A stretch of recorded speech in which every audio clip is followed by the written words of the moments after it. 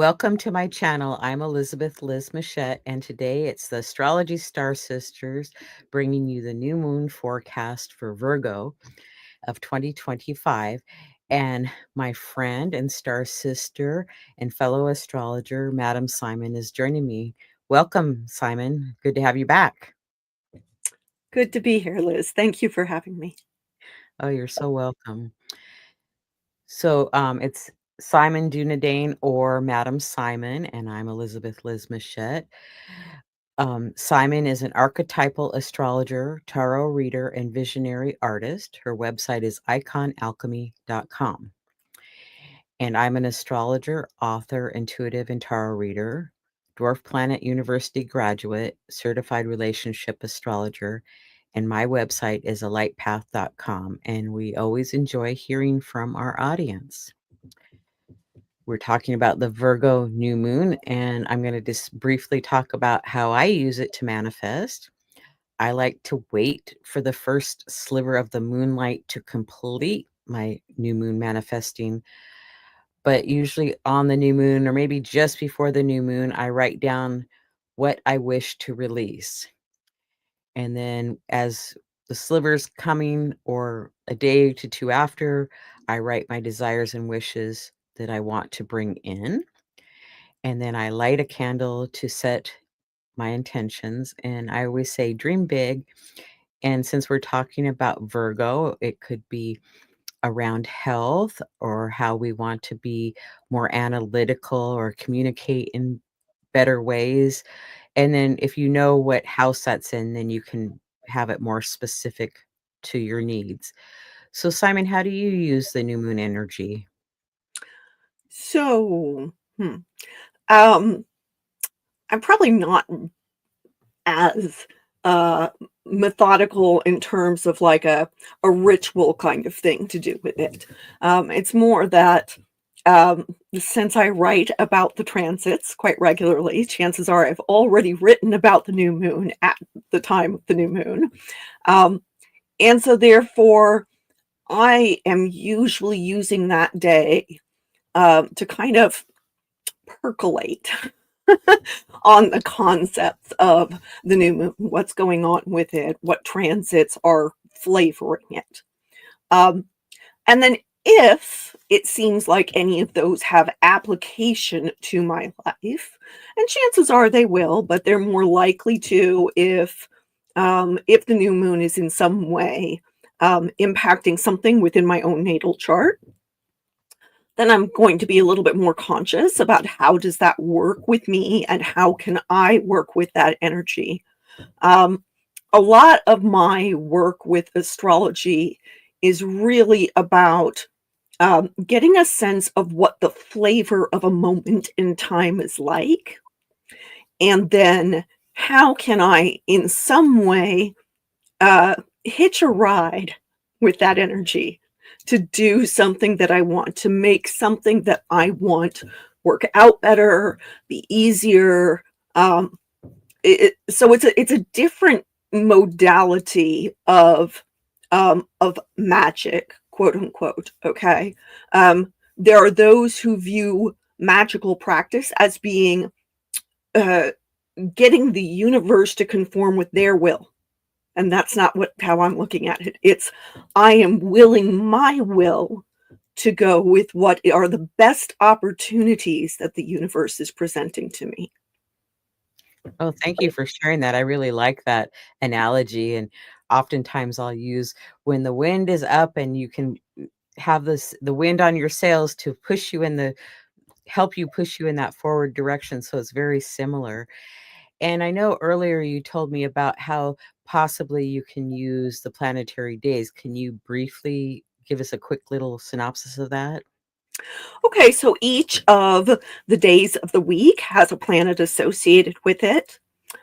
So Monday is the moon's day.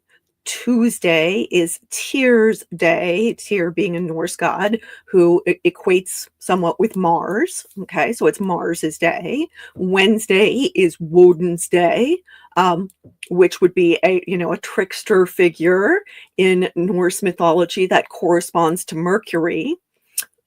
Thursday is Thor's day, Thor being a god of lightning and thunder, and therefore associated with Jupiter. So that's Jupiter's day. Friday is Frigg's day, goddess of love and beauty, and so that would be Venus's day. And Saturday is Saturn's day, and Sunday is the sun's day.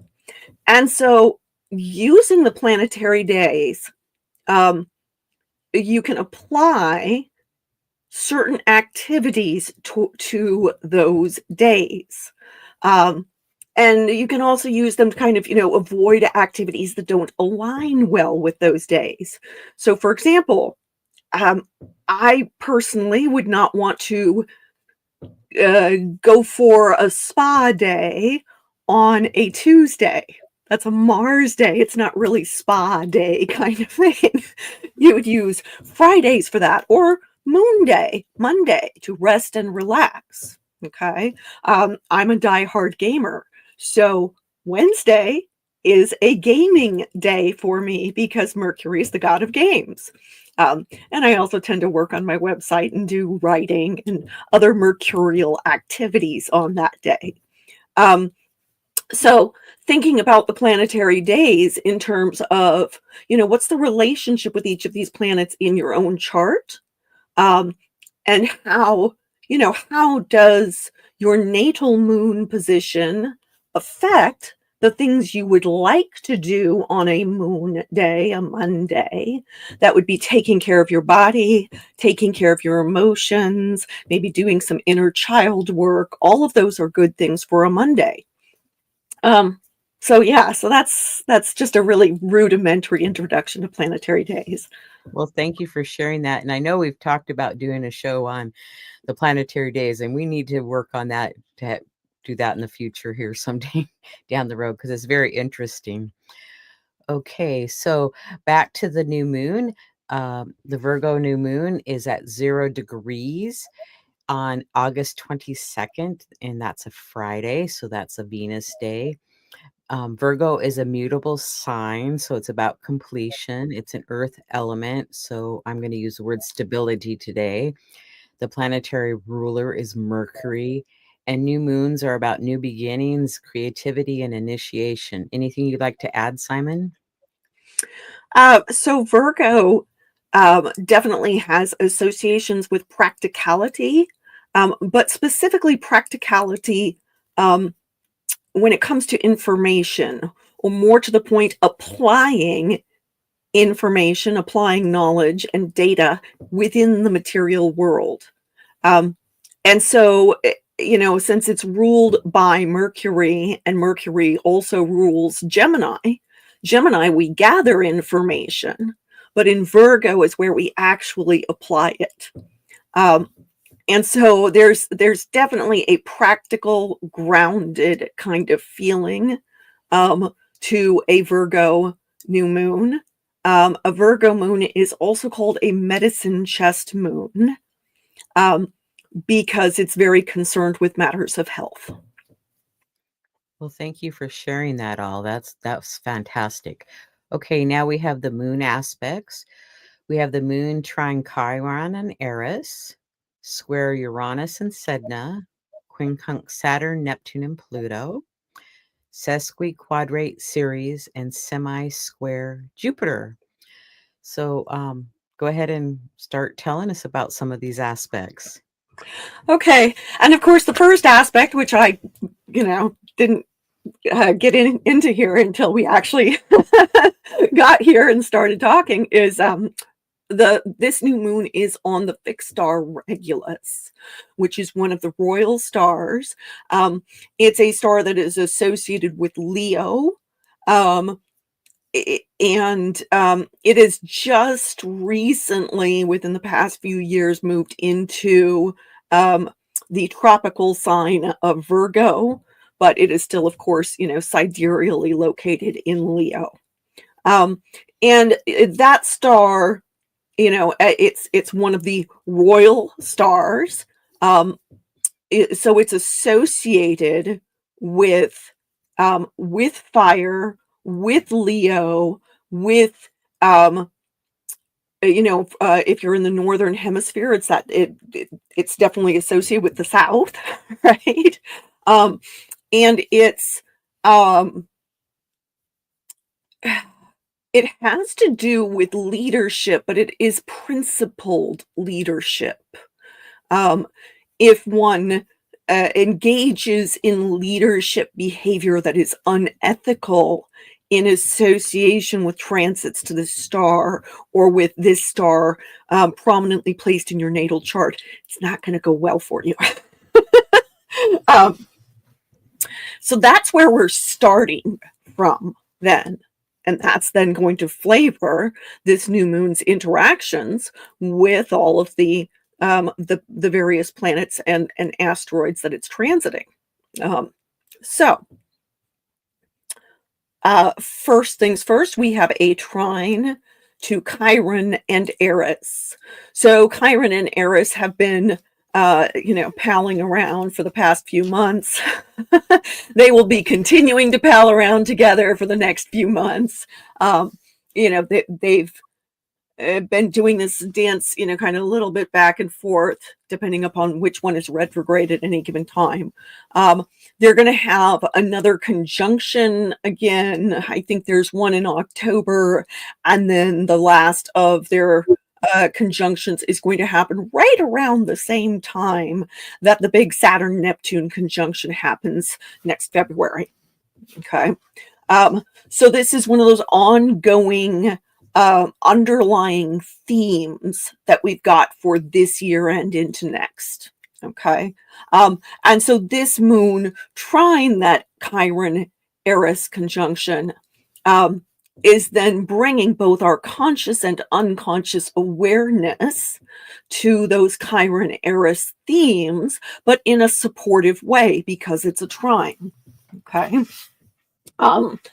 Now, Chiron, of course, is commonly referred to by a lot of astrologers as the wounded healer, but every bit as importantly as, that story of being wounded is also Chiron is an archetypal teacher, and specifically a teacher of medicine, a teacher of herbalism, and divination. And so Chiron has strong associations with alternative forms of medicine. I hate that term because most of them predated modern medicine.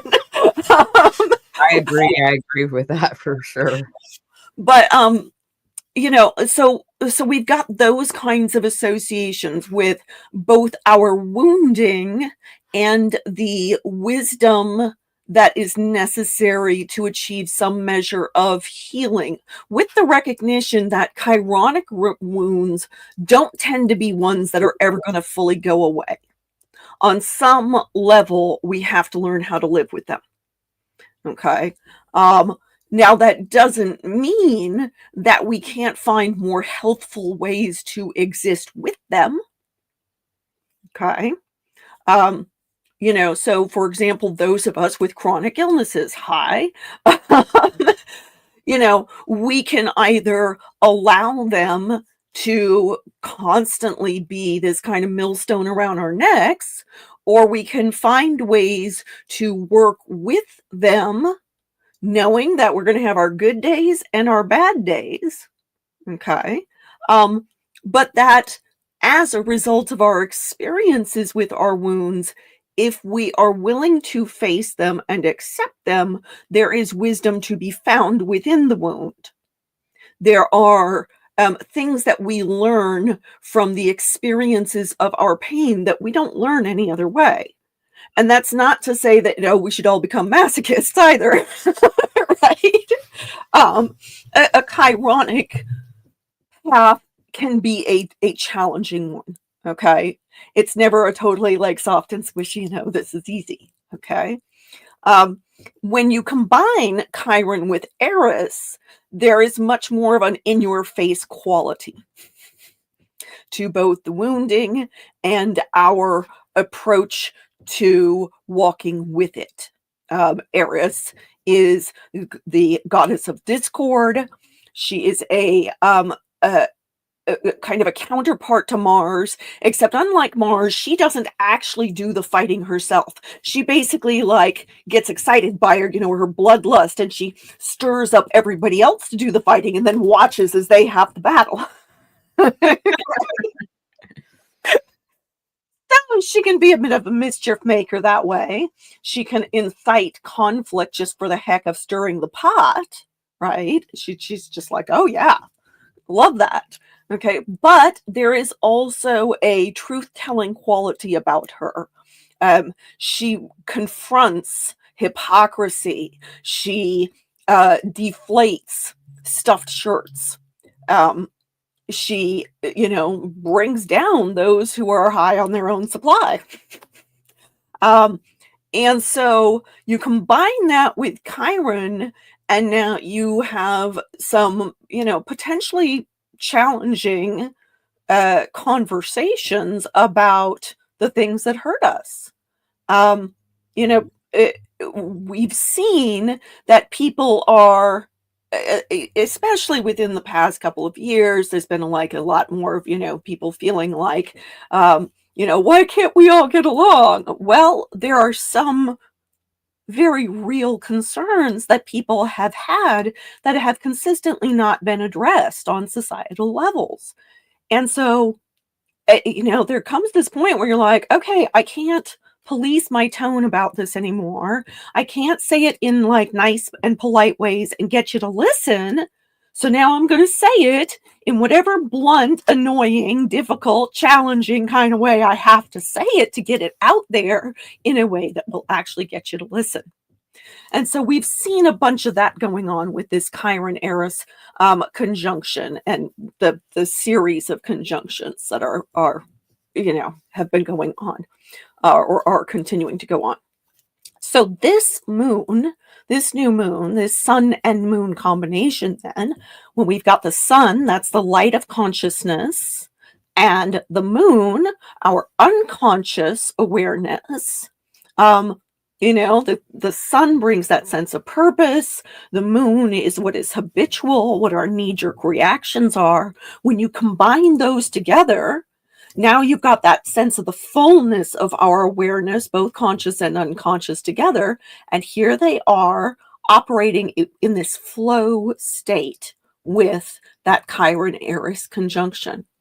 And so some of us may wind up, feeling a little ornery about like explaining what hurts us, but when we've got that supportive trine going on, it is less likely to come off in a jarring and abrasive way, and instead just be like, okay, here's the raw truth, and how do we work with that?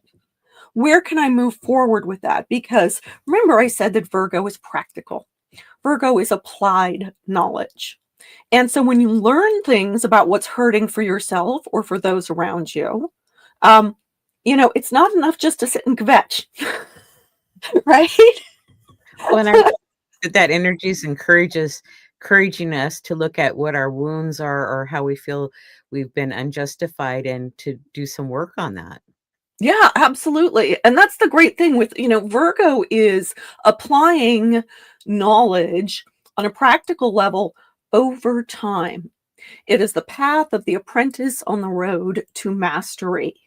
It is cultivating a garden or studying, for, your master's degree or your doctorate or something. That's something that takes time. It can be changing your exercise habits or your dietary habits. Again, for those of us with chronic ailments, Virgo season is a great time to work on how am I going to do things so that maybe my body gets more of the nutrition it needs. I take rests when I need them, but I also get more appropriate levels of exercise. Okay, those are all good things to do with Virgo season. So this is an excellent opportunity for us to work on addressing the things that hurt us in a way that isn't really pussyfooting around it, right? Because it's Eris is involved, and yet in a way that is likely to be very helpful for us and potentially for others around us. So Okay, so then this moon is also square Uranus and Sedna. Now, Sedna is an undersea deity of the Inuit people. Um, and her story is one of victimization. There are many different variations of the story, but they all involve certain key elements.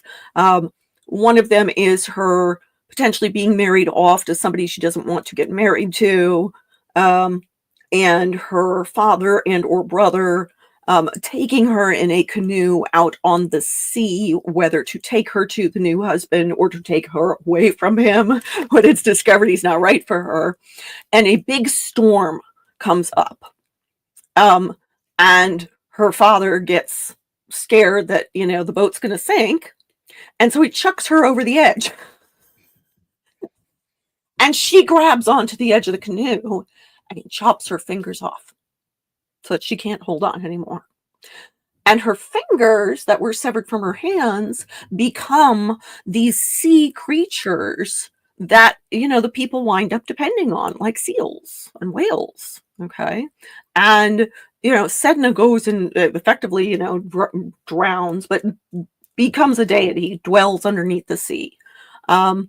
And therefore eternally has to be reckoned with when storms come up or when there are, troubles finding the animals upon which the people depend. Okay. And so Sedna can certainly relate to the ways in which we can feel victimized, but also can relate to the power that we find and can cultivate in the wake of that. Okay. And she's going to be hanging out with Uranus for a while. She's very, very slow moving and is a very long, crazy long elliptical orbit of about 11,000 years. Okay. So Sedna with Uranus right now, I very much think is going to be showing us, and I've sort of gotten inklings of this as we've had some of these transits to this pairing, showing us ways in which, among other things, technology or electricity can be both a boon and a curse. Also can show us where, certainly where, since Uranus is rebellious, where rebellion, where liberation is, again, both a boon and a curse. Liberty, the very notion of freedom, is a lot of people don't quite remember that what goes with it is responsibility. Okay, that if we are to be truly free, we also have to take responsibility for our actions and for keeping ourselves free. We don't remain free in, a world of 8 billion people if we don't prioritize taking the actions that will keep us free. And so I think that, questions about the nature of liberty and what it means to us are very much popping up with this Uranus Sedna conjunction that is ongoing, and it is going to be ongoing for a while. And this moon, this new moon, is squaring off against that. So it's bringing some of the challenges associated with that up for review, putting them in our face. Squares can sometimes be said to be tough love, right? There are two things that don't necessarily want to get along together, but both have to be addressed. We can't just put our fingers in our ears or hide our heads in the sand and ignore one part of the square. Both of them are calling for attention.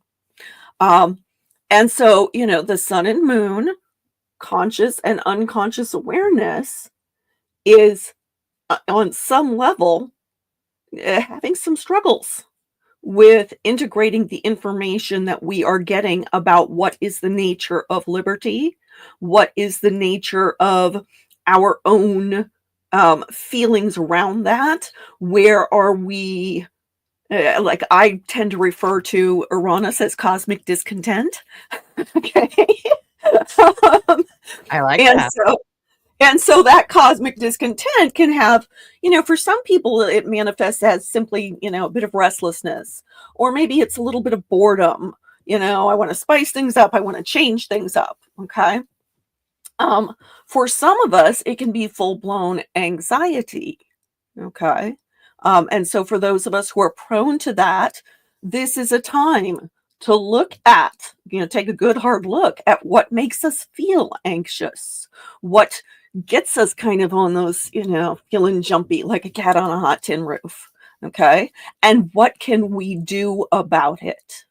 Um, and even if we don't feel like we have practical steps that we can take immediately, Virgo season can be a time where we start to look at, okay, what are little things that I can do to address this until I can figure out a bigger step to take.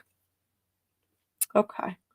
Um, so then we've got the moon. This new moon is Quincunx, Saturn, Neptune, and Pluto. We'll be talking about that a bit more with the next slide. But the Quincunxes tend to, they give a slight feeling of it's difficult to balance the planets at either end. It's like you're on a teeter-totter and you're never quite able to get things fully balanced where each one is equally, in the limelight at the same time, getting its needs addressed at the same time. One's up, the other's down. Oh, and then they kind of go back and forth. And so it's this constant state of adjustment between the needs of the planets at either end of the quincunx.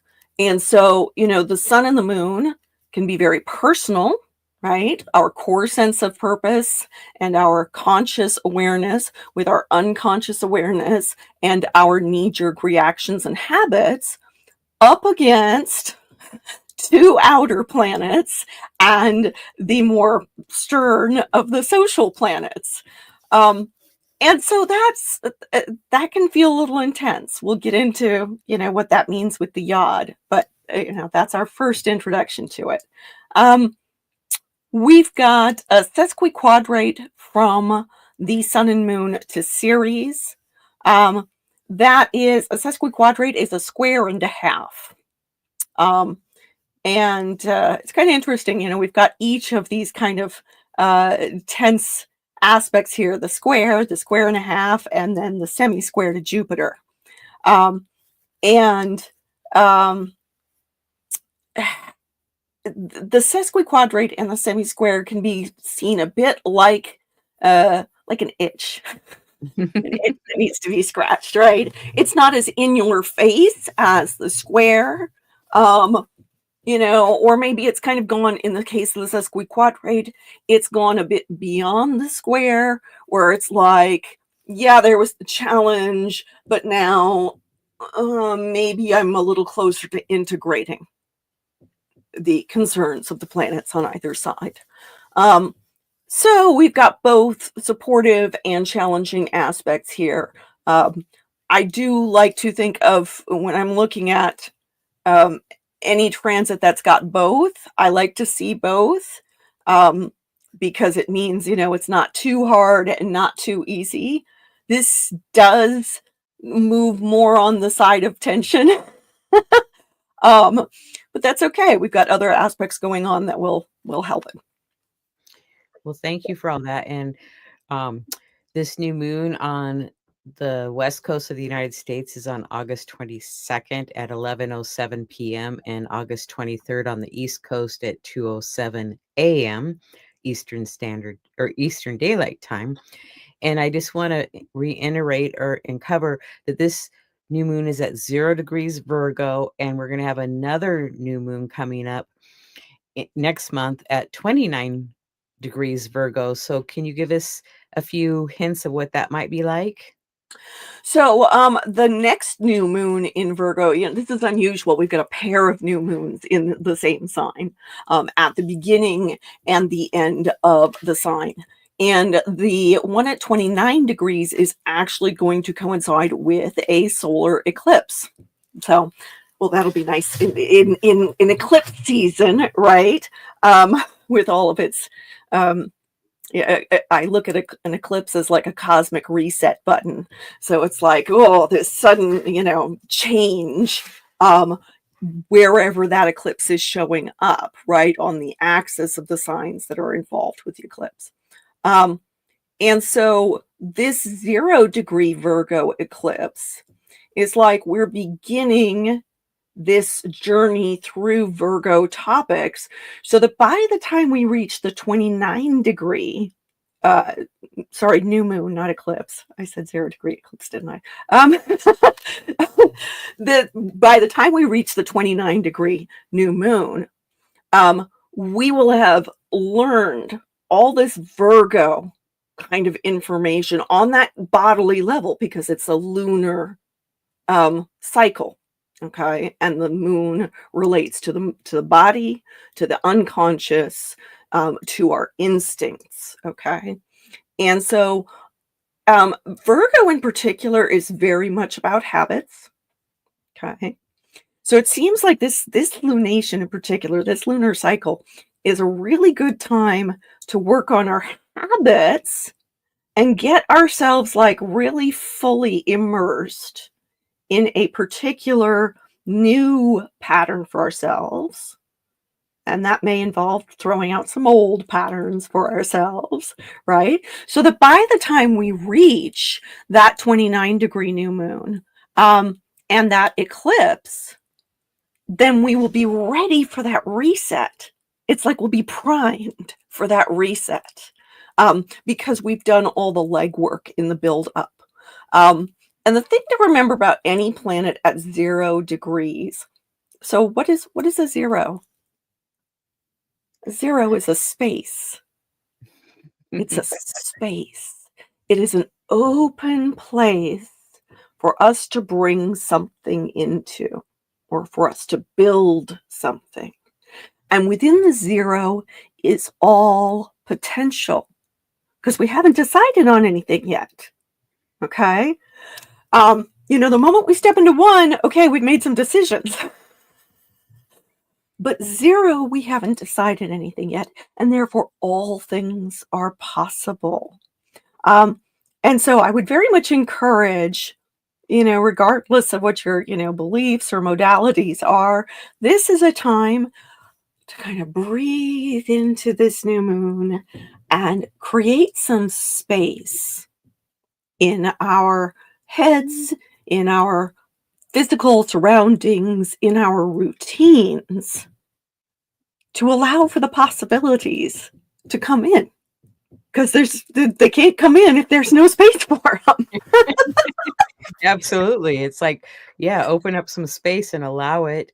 And, if you do intentions, they might change and be upgraded for the next new moon in Virgo. So it's like we have 2 months to work on this Virgo energy. So I love that.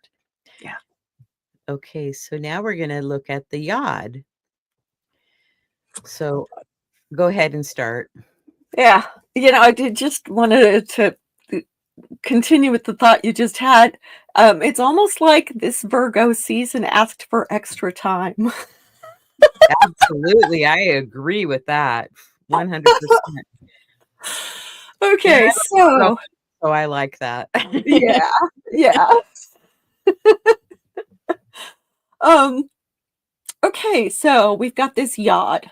And I talked a little bit about these quincunxes, right? That kind of teeter-tottery feel that can happen with them.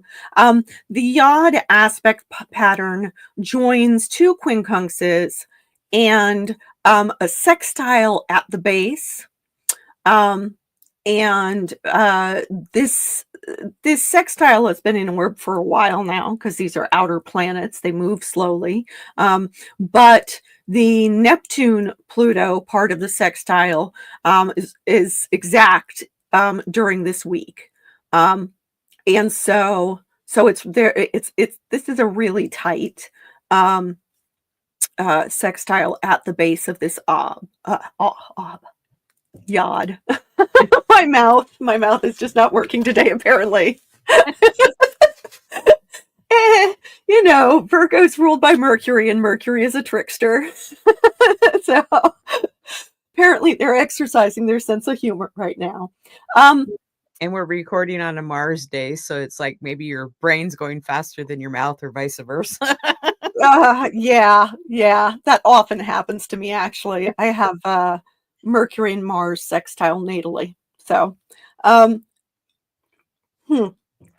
so, so Saturn and Neptune, of course, have been hanging out for a while. And that is an interesting combination within the context of that sextile. And they're actually together in a minor grand trine with the Uranus and Sedna as well. And so, that Saturn Neptune is, on one hand, the big vision of Neptune, and then the, restrictive quality of Saturn, saying, whoa, hold your horses. But also not just doing that to be a jerk, but to say, hey, if we're going to have a big vision, we want something that can last. We want something that we can put a foundation under it, that is going to be strong, it's going to last, it's going to be meaningful. I very much like to remind people that, Saturn is the Lord of Time, and as the Lord of Time, he knows we've only got so much time on the planet. And so therefore, we need to prioritize. That's a huge part of Saturn work, okay? It's learning how to prioritize. It's time management, okay? And so Saturn with Neptune then is, we're going to use our imaginations, we're going to be creative, but we've got to manage our time well and not just go, blah, lots of creativity with no plan. Okay. And then sextile Pluto. Pluto is, of course, subterranean, okay, underworld energy, the depths of the subconscious. A lot of, societal taboos show up with Pluto. Power, control issues show up with Pluto. Pluto can relate to institutions, can relate to wealth, certainly relates to, on a societal level, relates to oligarchs, relates to people who are in power and potentially abusing power. Okay. And so issues then about how much control do we actually have are going to keep popping up with regard to our time management and our creative vision, our long-term vision, the dream big part of the manifestation that you were talking about. Okay. But because it's a sextile, we're really being encouraged to look at our control issues and, how does the stuff that's going on in society or in the world at large, the big picture issues that can sometimes feel very overwhelming to us personally, how are they shaping our plans for the future? How are they shaping our creative vision? How are they shaping our imagination? And are we allowing our imaginations to be limited in helpful ways or in oppressive ways? Okay, so that's the sextile that's at the base of this yod. And then the thing about a yod is that a set of quincunxes puts pressure on whatever planet, or in this case, two planets, are at the apex, the sun and the moon. Our consciousness and our unconsciousness, our bodies and minds, our sense of purpose, and our habits and instincts. Okay, they are both getting this, they're being impelled. The stars impel, they do not compel. They don't force us to do anything. We do have free will, but we're going to be urged along in a particular direction. Now, we can fight against that, or we can go with it and harness it, like I said before. Okay. So there's a lot of societal pressure on all of us personally, to varying degrees, depending on how much, this new moon interacts with our charts, or depending upon how aware we choose to be or not. But it's going on in the background regardless. We're all experiencing it on some level. Okay. This new moon is simply pointing that out. So how do you think that the Pluto and the Saturn Neptune all be in retrograde? Because you talked about time management a little Mhm. bit. So I'm thinking that since it's retrograde, it's kind of like working with time management within ourselves first, then take it outward. Yes. When a planet is retrograde, a lot of times its processes become more internal. And so, with all three of those planets that are at the base of this yod being retrograde, yes, this is likely to be a more internalized understanding of the way that those big forces are affecting us. Okay. And that's the thing, uh, however much we may try to ignore stuff that's going on with the big picture, to shut it out because, like, I don't have the bandwidth for it, right? But it still is there underneath the surface of things. And so I actually feel like this yod is useful in the sense that it simply is bringing to our attention these things that are underneath the surface. And yes, it puts pressure on us to, do something about it, but it's doing something about it first on that internal level, seeing what we need to work out within ourselves in order to then be able to address things, within the outer world. And it should be remembered that, these outer planets are retrograde for a stupidly large portion of the year. You're looking at like 5 or 6 months for each of them. That's a sizable amount of time to be retrograde. Okay. So it's interesting because outer planets, when they touch personal stuff for us, can feel pretty dramatic. But most of the time, when the outer planets are doing stuff, unless they're like really touching us personally in some way, we may not notice what's going on. They're kind of like the bass note in a musical composition. It's there, it's keeping the rhythm, but we don't notice unless there's something wrong with it. Right? Exactly, exactly. Um, so this is simply like kind of bringing it a little bit more to our direct attention, but doing so in that internal way. So that we're not necessarily going to have like big dramatic stuff showing up right now going, oh, yes, pay attention to this. It's not the same as like a Mercury retrograde. Mercury retrograde, it's a personal planet.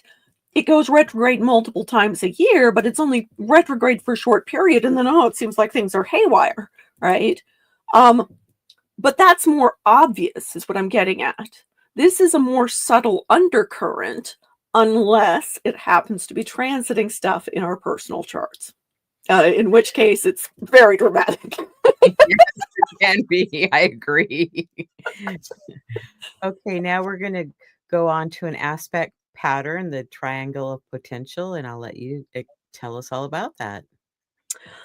Okay, so a triangle of potential involves an opposition and a trine and a sextile. And the planet that is trine one and sextile the other is said to be at the point of Thales to that opposition. And so that planet becomes the mediator to the planets that are opposing each other. And the nature of an opposition is the nature of Saturn, which is to say it's kind of like it's halted. Okay, both planets are facing each other and they're at odds with each other. Whereas a square is of the nature of Mars. They're going to kind of duke it out. But when they are opposing each other, it's more that there is this awareness. They cannot proceed without having had this moment of kind of stillness and awareness of each other before they move out of orb and are able to actually get stuff done. Okay. And so in this case, this is Mercury in Leo, which is ruled by the sun that is in the new moon. Okay, so it's answering to the sun there. Mercury is opposing Pallas, and Pallas is retrograde. So again, this is a more internal process, but also a process of review. Review, revisit, reform, reconsider, all those words are retrograde words. Okay. And so this is Pallas, who is retrograde. Pallas is one of the goddess asteroids. And Pallas is associated with it's Pallas Athena, the goddess of wisdom. Okay. Who is also a martial goddess, a warrior goddess. She's a weaver, and so she is both. There's both a building and destructive aspect to her. Okay, as a martial goddess, there's going to be that potential for destruction, but as a weaver, that's a creator, that's a craft person. Okay, and so she's very much associated with strategic thought and planning. Okay. And when she's opposing Mercury, then obviously the question is, how about them plans? Right? Are they actually going to go the way that you hoped? Is there something you should be reconsidering before you, pull the trigger on a particular plan? Okay. There is the sense that maybe plans need to be revisited before we can actually do something about them.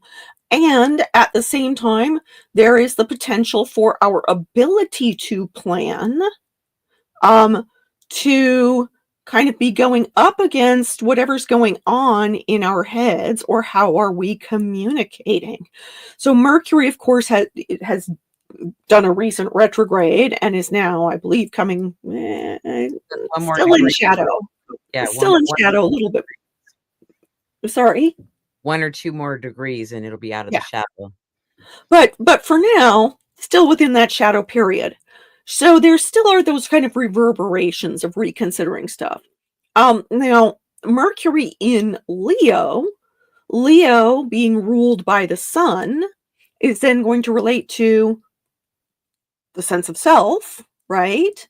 But specifically as somebody who shows up and shines in public. Okay.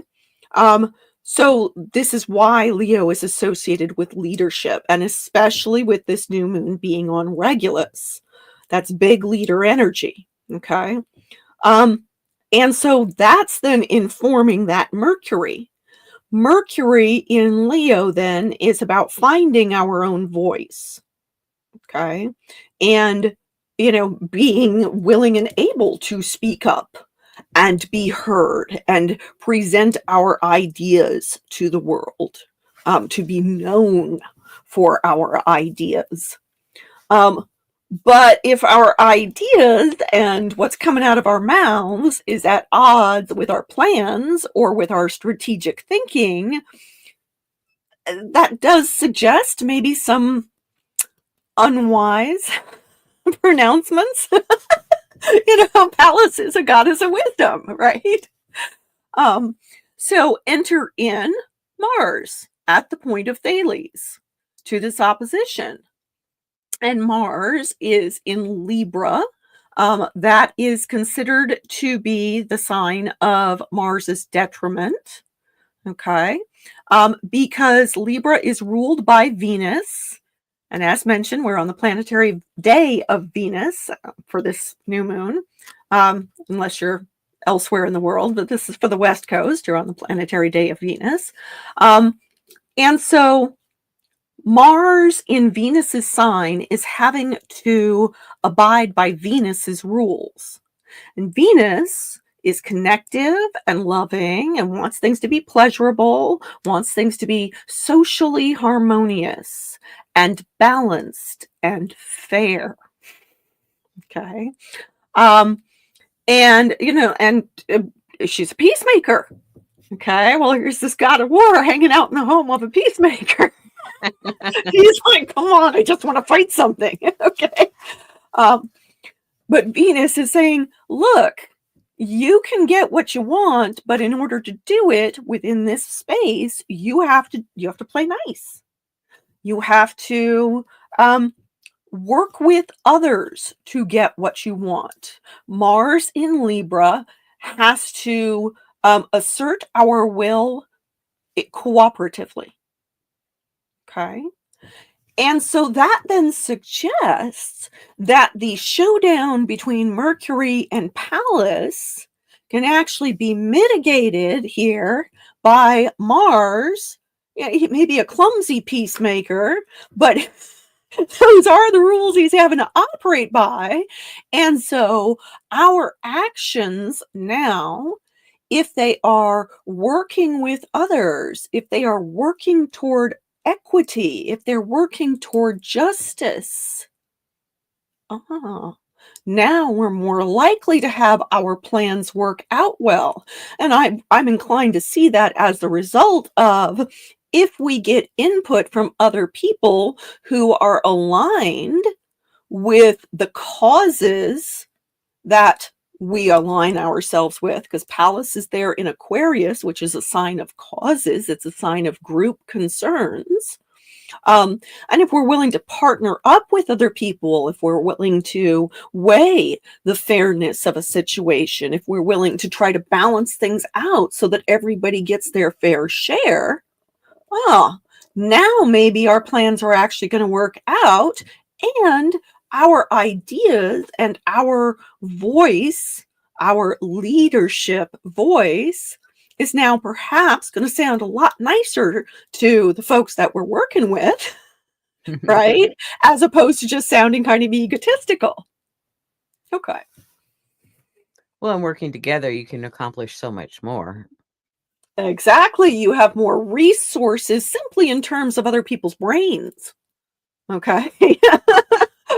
Let alone, material resources or time resources. So this can actually be a really, really useful aspect pattern if we're willing to take actions that are rooted in fairness. And now we have a couple of squares, a square between Jupiter and Ceres, and one between Venus and Chiron and Eris. Right. So, as mentioned, on the West Coast, this new moon is happening on Frigg's Day, on Friday. Okay, and that's Venus's day. And so this Venus square to Chiron and Eris then is going to have a bit more of an impact. And as I just mentioned, that triangle of potential with Mars in Venus's sign is also answering to this Venus. So that's also coloring that aspect pattern as well. So Venus is in the sign of Cancer, coming toward the tail end of Cancer. So Cancer, cardinal water, okay? It's ruled by the moon. So Venus is answering to the moon ultimately, okay? And Venus in Cancer she's connective, but she wants to connect more to people she's already close to. To deepen the connection with people she's already close to, or to find people with whom she can have more sensitive connections. If she doesn't actually have those connections yet, those are the ones that she's going to be focused on building. Cancer is self-protective. It is associated with home and family.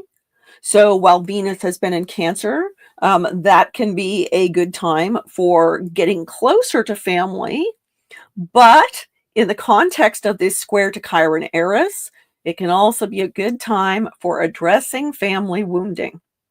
Okay, where are the unhealthy patterns within our family or within our home environment? And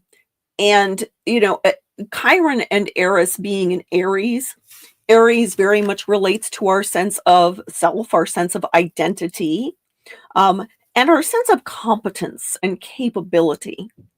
Um, and so when I see Venus square Chiron Eris across these cardinal signs, I feel like that very much can bring up issues within the family of, let's say, oh, you always treat me like a kid. And and therefore I don't ever get to show what I'm capable of. Okay. That could be a wounding surrounding that. Or or you always talk over me. I don't ever get to assert myself. Or I don't feel like you ever like let me get close to you, and therefore I feel like I'm invisible. Okay. Those are all examples of that kind of wounding that relates to our sense of identity, our sense of, visibility with that, the sun that rules Leo, and that Mercury, it's tying in all these various things together. That sun with the moon that is then ruling that Venus. And Venus, of course, is ruling that Mars, who rules that Chiron Eris. We always need to kind of, recognize that there are layers in terms of what planets are answering to what other planets here and how that's affecting the overall picture. So I do feel like this is a time to, potentially address dysfunctional patterns within the family or within the home. And there's another variation on that, which is, my space is cluttered. I need to make it feel more like home instead of like, it's turned into a warehouse. Okay.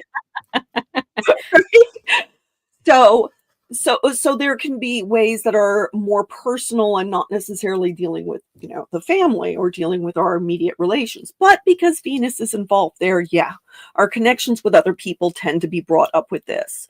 But Venus can also very much relate to, what is the the the way that our individual space looks. Okay. How do we feel about our appearance? And what does that say about our identity? That can be a challenge with this square. Okay. So then we've also got Jupiter's square to Ceres. And Ceres is also retrograde in Aries. We got this whole passel of retrograde stuff in Aries, which is interesting. Aries can be kind of, big and bold and maybe a bit in your face, but here it's all kind of dialed back underneath the surface, which doesn't mean there's not stuff going on, right? So, Ceres in Aries is then going to relate to what nourishes us, what nurtures us, but specifically within that realm of our identity, our sense of self, our sense of competence and capability, our desire for adventure. Okay. Aries is youngest sign, so it also can relate to our inner child. And that new moon, the moon relates to childhood patterns that, have become part of our identities, part of our habits, our knee-jerk reactions to things, what we do before we've thought about it because it was programmed into us at an early age. Okay. So here we have like all these things that are going on in Aries, many of which relate to wounding, limitations, What is it that feeds us, but also what do we grieve for? We see that with Ceres. Okay. And that is all square Jupiter. And Jupiter is in Cancer, which is the sign of Jupiter's exaltation, answering to that moon again, right? And Jupiter can make whatever he touches bigger. So if there is some part of ourselves that we are grieving for, that may come up now. Okay. If there is, you know, how can I put this? Every time we learn and grow, even as we may embrace a new version of ourselves or a new version of our lives, we are also saying goodbye to an older version. And even if we know that it's for the best, there's still part of us that can grieve for that older version.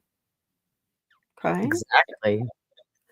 So, Ceres and Eris, I think, brings up a bunch of that, and squaring off against Jupiter, again, that's going to amplify that. And it can, if we're not, consciously working with those energies, it can shake our faith a little, because that's what Jupiter's about, right? And anytime we have hard aspects to Jupiter, there's always that question of, is this something that's going to bring up where I am having trouble sustaining hope, having trouble being optimistic? It can also dredge up challenges around religion, especially for people who were raised in religious families and need to kind of address some difficult patterns or wounding surrounding that. And I find this set of squares very interesting because there's that kind of overlap going on. Okay. They're both Aries to Cancer squares. Okay. And so they both bring up challenges between the individual and the group, but this is the close group. This is the family, the close circle of friends, your clan, okay, your tribe, your close people. And here's the thing: when we see, this particular lunation has like a bunch of kind of challenging aspects, but I'm looking at this from this standpoint of these are not here just to beat us down. These are here to bring these things into our awareness so that we can work on them. The new moon, the moon rules that Jupiter and Venus, both the benefics, okay, are being ruled by that moon. They're both answering to it. And so both of these squares, I think, are really feeding into that sense of possibility that I talked about with regard to the new moon. That here we have this zero space with all of these possibilities. If we're going to make those possibilities the really good ones, we can't hide from the challenges. Those challenges are actually meant to motivate us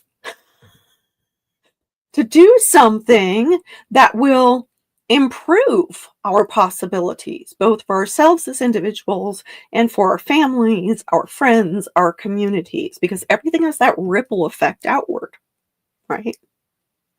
An opportunity to do some healing on ourselves, and that goes forward and backwards, I think. Yeah. Well, thank you for that. We're going to look at the lunar phase family or gestation phase. It uses the 4 lunar phases, the new first quarter, full, and last quarter phase. And it uses each phase for 9 months. And Pessin came up with this. And the new moon is the beginning, or the new phase is the beginning. The first quarter is the adjustments. Full phase is some realization of the goal. And then the third quarter is reevaluation. So this new moon starts a new lunar phase.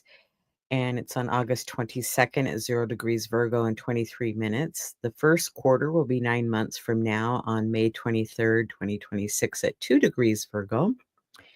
The full phase will be on February 20th, 2027 at 2 degrees Virgo. And the third quarter phase will be November 20th at 2027. And it moves backward a little bit at 28 degrees Leo and 27 minutes. So I'm going to pay attention to this phase because that's all around I see my fourth house cusp.